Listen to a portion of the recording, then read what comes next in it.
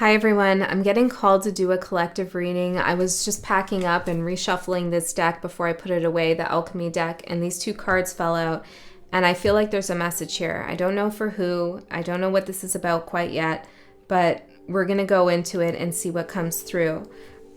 So I got the Raven's Head and Synchronicity. So if you've been seeing ravens, this is your message. This is a synchronicity for you. But the raven comes through and the crow quite often on this channel. So I feel like Spirit's really getting my attention with these two cards, that it's not time to leave the table. Okay, I also feel like I'm noticing the pearl in the raven's mouth and the diamond inside this Ouroboros, which is actually made up of 3 snakes. So something about the number 3 is significant as well. But I feel like for some of you here, Spirit has a message for you about, well, there's some kind of polarity or duality here. It's like the pearl versus the diamond.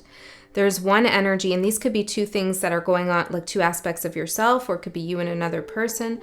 There's one energy here who knows their magic, knows that they're clever, knows that they're resourceful, knows that they've been through it, and that out of this suffering that they've been through or endured, or their life experiences, maybe some trauma that they've had, or just difficulties in life, that they've cultivated something really precious.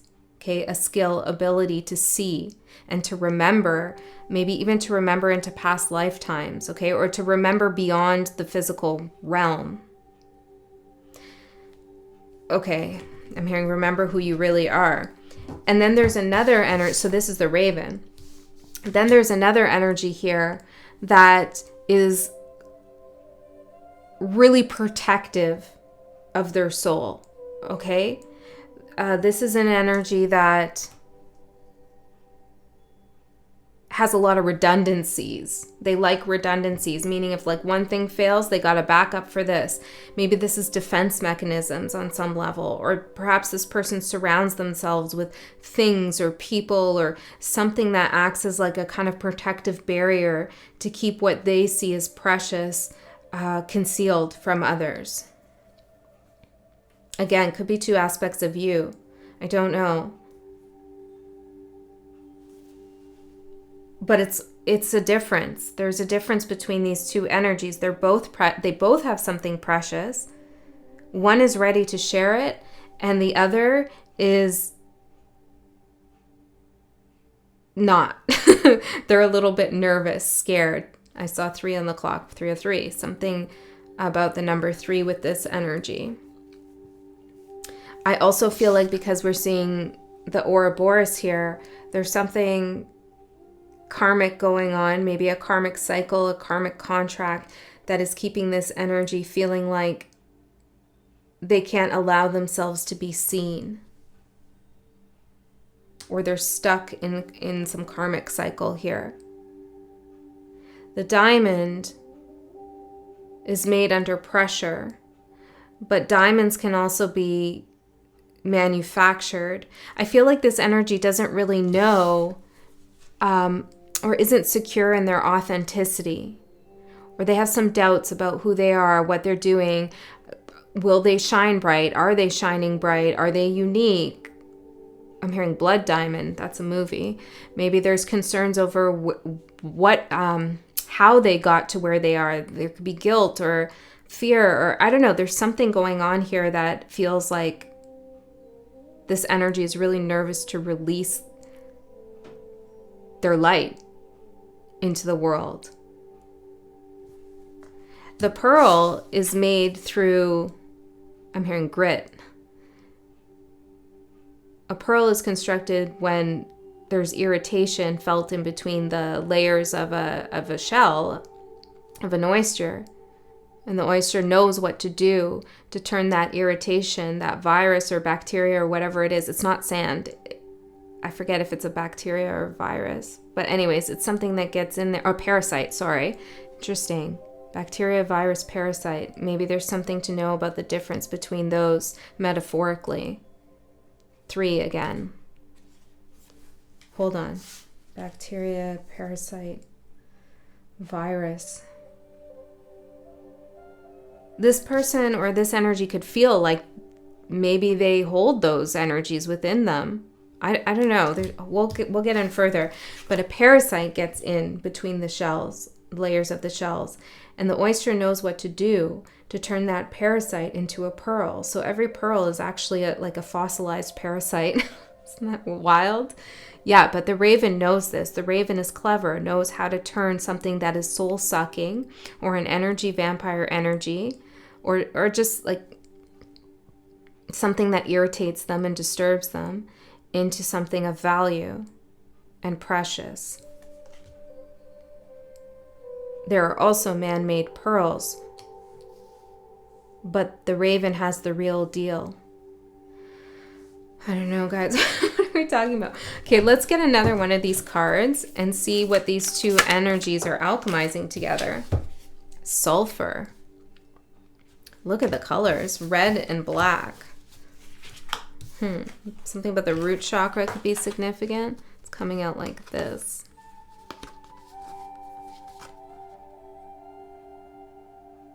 Let me have a look at the sulfur card and see what this says. I don't know what this message is about, guys. I didn't get any heads up on it. Maybe that's a message too. It's like, I don't know, you're not getting it, or you didn't get a heads up on something. You just had to know what to do in the moment. Or you do know what to do, and you need to know that. For some of you, these are two aspects of yourself. Okay, I'm just going to say. For others of you, this is another person. You decide who's who. Okay, can we get this here? Evaporation, up and out, both and. On an esoteric level, sulfur is the first of what is known in alchemy as the tria prima, or the three primes, one of the three primes, number 3 again, along with salt and mercury. It makes up a threefold phenomenon that symbolizes the uniting of soul, which is sulfur, body, which is salt, and mind, which is mercury. On a tactile level, sulfur is responsible for both the off-putting smells and the therapeutic properties of a mineral bath. It soothes and it stinks, literally. To understand sulfur is to embrace a both-and mentality. Don't be discouraged if the meaning of this card seems to evaporate before your eyes. For now, keep in mind that what is gross contains beauty, the pearl, again, the parasite. There's Pixel at the door. And what is beautiful contains its own demise. What is beautiful contains its own demise. Sulfur's job is to push the geyser up and out, dissipating the pressure. Don't be surprised if what appears to suck or stink soon becomes a great gift. To ponder the red lion. I'm reading that book right now. Which is also an alchemical symbol, the red lion. And we have all this red here. So there's somebody here, or there's an aspect of yourself who needs to transmute some energy, some emotions, some thoughts about self-doubt, or maybe even self-disgust or shame into the energy of creation. Somebody needs to realize that they can create with those negative emotions, with those emotions that feel uncomfortable. So there's somebody here who's waiting for those difficult feelings to pass so that they can take action and let themselves be seen, let themselves shine, let themselves go do whatever it is that they want to do as the diamond that they are or that they hold. But Spirit's saying there's no waiting. Okay, this isn't going to happen on its own. It needs to be actively transmuted.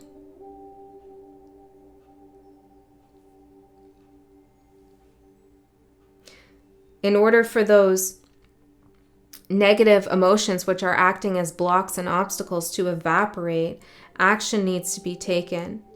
And you can look to the raven head, or this person can look to the raven, whoever that is, maybe this is you, as a source of inspiration. I'm hearing, but will they? But will they? Okay, what do I do now? Let's go further in and see what's going on here. Let's see more about the raven. Tell me more about the raven's energy, Spirit. Who's this raven? As above, so below. Duality, balance, and flow. And there's a raven. Oh, we got ravens on all of them. The hatching, innocence, inner child, and curiosity. Yeah, the raven has definitely allowed their inner child to hatch, to be revealed. And then we have treachery, betrayal, mistrust, and deception. The raven spirit here that's within you, or maybe is you, or it could be another, you decide, has been through a betrayal, has been through treachery and deception, but has learned to cultivate something precious out of it, has allowed their inner child to hatch from this, giving themselves a sense of balance between the energies of darkness and light, shadow and higher self, difficult emotions and joyful emotions. There's a balance that the raven has. So, I mean, if you're seeing ravens, raven is telling you to come into balance or confirming that you already are. The raven spirit in your life is trying to show you that you have something precious and you're ready to offer it to the world. The Ouroboros, maybe you're seeing that a lot, is warning you of some emotions that you need to transmute, you need to work on, you need to release. Otherwise, your soul will never be seen for what it can do. And if this is someone else, this is their issue. This is their problem. They're unable to, or maybe they just don't have the tools required to do this transmutation of the difficult emotions they have of themselves. They haven't been given the resources. They don't know how to get out of a cycle of karma, shadow and light, demons, shadow, self, and integration. Yeah, they're working with their inner demons here, but in a way that it's like this person could have recognized what their demons are, what's holding them back, their obstacles, their shadow space, but rather than integrating these aspects or resolving the wounds in some way, they're using them to protect themselves. Okay, like, so maybe this is coming off as a tough persona, or like, I don't give a F about anybody. You know, that's often a wound, right?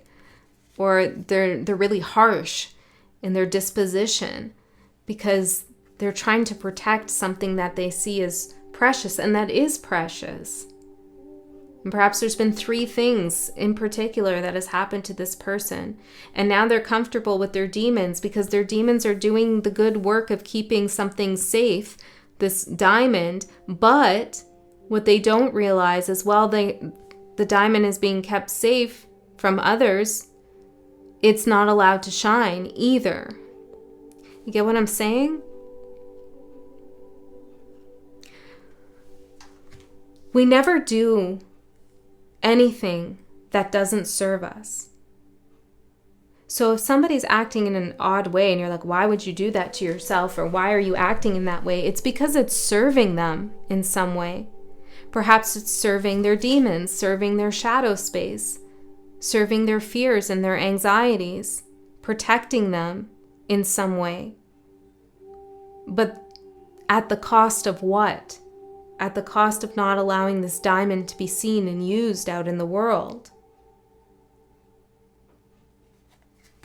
Tell me more about this other energy here. Some of you really want to do something, but you're scared. Okay, I know, I've been there. I still get there sometimes, you know, especially if it's something new. But Spirit is saying you have something so unique, so beautiful, that wants to be seen, that will be honored, I'm hearing, and selected. But you have to realize the defense mechanisms that you've built up around yourself that you think are keeping yourself safe, but are actually just blocking your inner light. The scavenger, desperation, scarcity, and wanting. See what I'm saying? This energy over here is much more in the shadow. With a lack mindset, like, oh, there's already so many people doing this. I can't do this. You know, I'm going to fail. Or I can't really live out to be who I want to be. It's too late for me. All of that, you know? It keeps...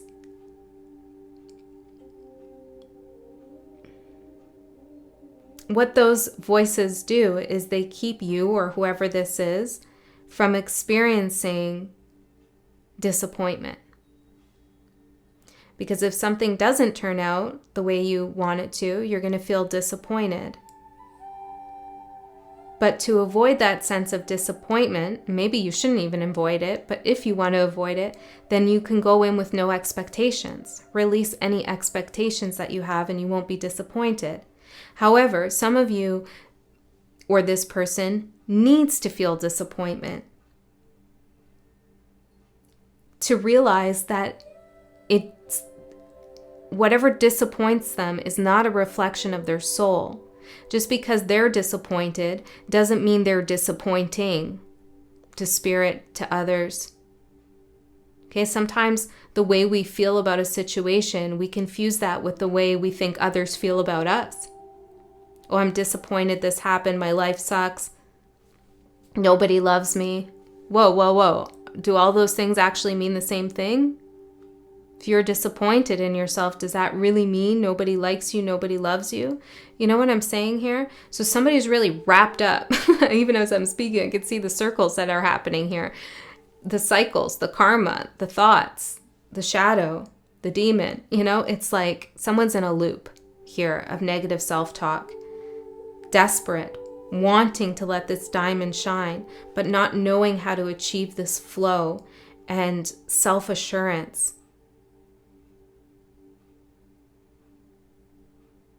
So why are these two energies coming out together? Well, is that a question? I don't know if that's the right question. Yeah, just tell me the relation. Whole heart. Yeah. 2 parts, the whole. Whole heart. Devote yourself to your endeavors without concern. Committing helps you grow. See, there's something that wants to come together. Either you and somebody else as a whole heart, okay? Or 2 aspects of yourself that have been divided. This aspect that's super self-assured, trusts, has faith, confidence, and this other part that is going in circles with doubt and fear. Spirit wants these 2 things to come together for a sense of completion, to make your heart whole again, to come together without concern. Okay, so let's get some advice on this and what does this mean? Let's get some advice, some guidance. Spirit, some guidance. The Fool and the 5 of Swords and the Magician. It's not too late for a new beginning. It's not too late to take a leap of faith. You can create whatever it is that you want. Now remember that we do manifest. Whatever it is that we hold within is what we create without in our external reality. Whatever is above in our mind is so below in our reality. Okay? So depending on where you feel you are in this, whether you're the Raven or you're the 3 Ouroboros circling around and around, is what's going to determine your reality. So often, the solution and the answer, maybe even always, is to shift our perspective. Because our perspective, our thoughts change energy. Every thought holds an energy signature, a frequency. And if we change our perspective and our thoughts, we change the energy of a situation. We change the whole situation. We change the external reality of the situation. It's pretty damn powerful. But it's hard. People get stuck. They don't know how to change their perspective, or perhaps they're used to a certain way of approaching a situation, or they're in a pattern of a lack mindset, and they can't break the pattern. Maybe because they've never known anything else, or it's serving them in some way. So Spirit is really saying to you that something can be exactly as you hope and want it to be if you change your perspective, if you master your thoughts around the situation. And maybe this is the case for someone else as well. You're wondering what the hell's going on with Sally Sue, Joe Blow, whoever. Karen K. I don't know what these names. Well, I know Sally Sue's a big fave on the channel, but I don't know who Karen K is.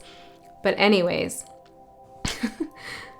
if you're wondering what's going on with these people or this person that's on your mind here, and you're thinking the 3 Ouroboros represent them, then I mean they're in a space of the 5 of Swords, the Scavenger, the Shadow. They're in a place of fear.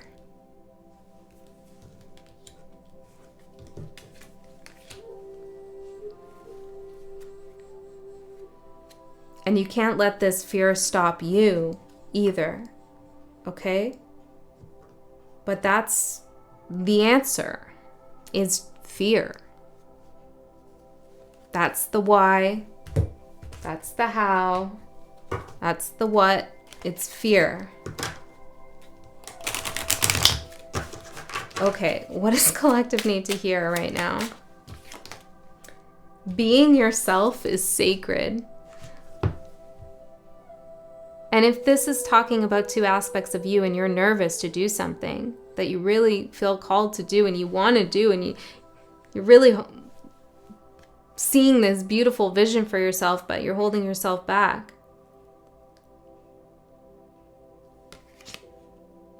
Well, you're destroying the sacred part of you because you're not allowing yourself to be you. You're destroying the diamond that wants to be seen. You might not do it just like so-and-so does. You might not be as so-called successful, whatever that means, as so-and-so is. But the world needs you just as you are. And the world, universe, spirit, yourself will reward you for allowing yourself to be out there and be seen. I'm telling you, you gotta take this leap of faith here. I am connected to the earth. Yeah, I said the world for a reason. It doesn't have to be perfect. And maybe if you are thinking like, I really want to connect with someone, but I don't know how, blah, blah, blah, I don't know what to say. It doesn't have to be perfect. Whatever it is that you want to do, it's what is keeping you connected to life. Don't disconnect from life because you're scared. This thing you want to do, this diamond you have, this thing you want to be seen. It's your life. It's how you stay alive. Okay? Anything else, Spirit? Maybe we'll pull out one of these cards and then we'll end it here. I don't know who this message was for. Seems like there's 2 stories. One is like somebody's just holding themselves back unnecessarily or doubting yourself, and there's no need to doubt yourself here, okay? And I would tell you if I see that, and I don't. There is a journey that's going to unfold for you, okay?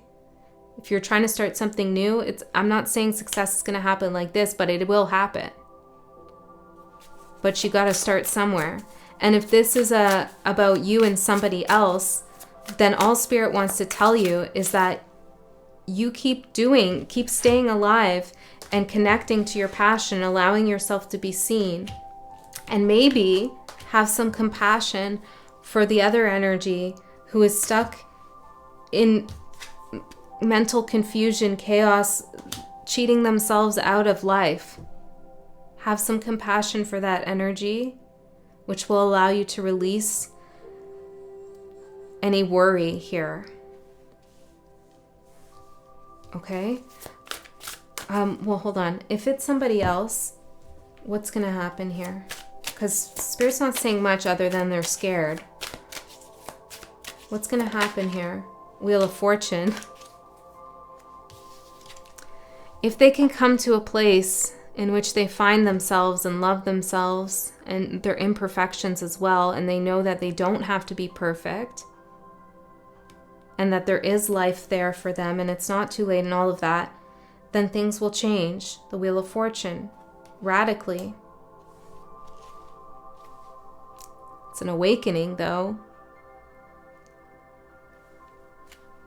Seven of Swords. I was just asking, how close is this? I don't think it's going to happen very soon. Seven of Cups in reverse. They have to get out of some illusions and confusions and recognize that things aren't quite as dismal as they seem, even if they'd like to tell themselves that because it's serving them in some way. It's keeping them safe, so they think. If I see the world as so horrible and negative, or if I see like I'm just stuck and this is that and blah, blah, blah, whatever it is for them, then I don't need to be disappointed. I don't have to hope for anything. I don't have to dream about anything, and I never have to feel hurt. That's what they're trying to do, is not feel hurt. Probably because they've been hurt before. Okay? So there is a chance for awakening here and changing the karma, changing the cycle, but it's going to take some time and work. Fortune's wheel, luck and right timing. Maybe it's going to take the right timing, Wheel of Fortune. But this is also for you, if you are both of these things at the same time. Okay. Number 23, which is a 5, which is change. Spirit's giving you a green light. The Fortune's wheel is a sign that luck has found the right timing in your life. You have the magic touch, and everything turns to gold. There is nothing you can do wrong. You only need to hold what you desire as your intention, and it becomes true. Do not waste this power on trifling things. Dream big, for surely this opportune moment will pass. Such is the nature of Fortune's wheel. Use the creative power of the Fortune's wheel for the benefit of others, and the gifts will be returned to you tenfold. Yeah, where are you taking this pearl? The raven's not flying around with it in its mouth just to show everybody, hey, I have a pearl. The raven's going to do something with it. Maybe give it to someone or build something with it. Okay, so whatever you have, remember, it's not just for you or whatever you want to create. It's for others as well. Keep that in the forefront of your intention. Use it only for your own gain, and you will be left impoverished and with a bitter taste of squandered opportunity. Fortune's wheel comes unannounced. Notice the early signs, the coincidental encounters, maybe the synchronicities. Yeah, it says, and the seemingly magical synchronistic events that herald its arrival. That call, that email, that invitation, that chance encounter was no accident. They were all choreographed by Fortune. Do not wait any longer. Carpe diem. Recall your boldest and noblest longing and invite it into your life. The invitation is all that is required. You're invited to start now, to do the thing, to go forward, to shine. And if you're in this energy, the Unus Mundus, the synchronicity, the 3 Ouroboros circling around this precious diamond, then think about how breaking out of those energies, dissolving those fears, will not only benefit you, but benefit others. And if you hold that as an intention, it will protect you more than your fears could ever. All right, guys. I love you so much. I'll see you next time.